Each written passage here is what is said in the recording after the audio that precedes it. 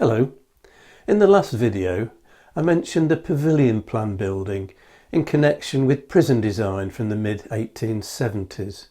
Blocks of 1 or 2 stories at right angles to one another with a linking corridor, a little like barracks.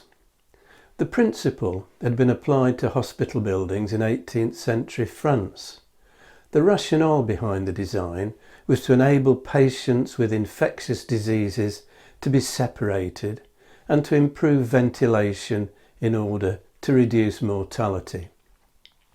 Florence Nightingale was an enthusiastic advocate, and it became popular in England from the mid-19th century for large hospitals and asylums which were being built across the country to deal with a rapidly increasing population and problems caused by epidemics such as cholera. The Lunatics Act of 1845, and that was the terminology of the day, made the provision of asylums by local authorities mandatory, and a Public Health Act of 1848 created local boards of health in urban areas with powers to regulate sewers and water supplies and other potential environmental risks to health in their district. One of the leading architectural exponents of the pavilion style was Henry Currie. He was responsible for St Thomas's Hospital in Lambeth in 1871, which featured 6 separate blocks containing 44 wards and was capable of accommodating 588 patients. The blocks were built at right angles to the River Thames and linked by corridors. St Thomas's was largely rebuilt in the 1950s after sustaining damage during the Blitz, but some of the Victorian pavilions were refurbished. For smaller hospitals, the pavilion principle was adapted into an H-plan, with administration facilities and a kitchen at the centre and with wards on both sides. The Royal Herbert Military Hospital at Shooters Hill in Woolwich was built in the 1860s to a design by Captain Douglas Galton, who was a nephew of Florence Nightingale, and the layout is H-plan blocks linked in sequence on the pavilion principle. After it closed in 1977, the hospital lay empty for several years, but it's now been developed as Royal Herbert pavilions containing leisure facilities and luxury apartments.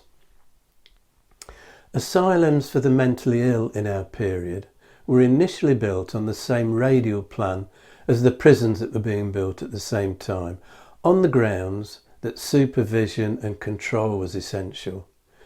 Growing social awareness led to a much more sympathetic approach, and the pavilion system, with its health benefits from good light and ventilation and its more homely, low-rise accommodation, was increasingly favoured. St John's Hospital at Bracebridge Heath in Lincolnshire was built on the pavilion principle. It opened in 1852 as the County Pauper Lunatic Asylum. The layout is pavilion plan and the architectural style Italianate, with a campanile-like tower allowing views across the whole site. Open green spaces provided exercise areas. The architects were John Hamilton and James Medland. St John's closed in 1989 and is now a residential development. The architectural partnership of Martin and Chamberlain designed Birmingham Borough Asylum on the pavilion principle at Rubery in 1852. At the time, Rubery was a rural village. It became Rubery Hill Hospital, closed in 1993, and was subsequently demolished, with the exception of the hospital chapel, which still stands. Bristol's asylum opened in the Fishponds area of the city in 1861. Designed by Henry Crisp on the pavilion system and with enough land attached to it to be self-sufficient.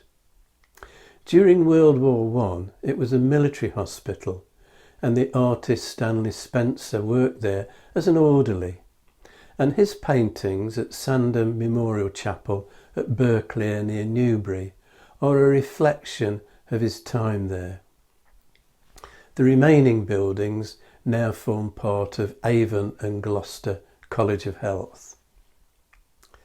London's Metropolitan Asylums Board was established in 1867. Nearly all of the buildings it commissioned were built on the pavilion principle. John Giles was the architect of the Metropolitan Asylum for, in the terms of the day, chronic imbeciles, which opened at Caterham in Surrey in 1870. It had become St Lawrence's Hospital by the time it closed in 1994, when the original buildings were demolished. Now next time I'm going to take a look at town halls. If you've enjoyed this video, hit the like and subscribe buttons and click on the notification bell to be informed when the next video is available, or you can subscribe by clicking on the rose window over my shoulder.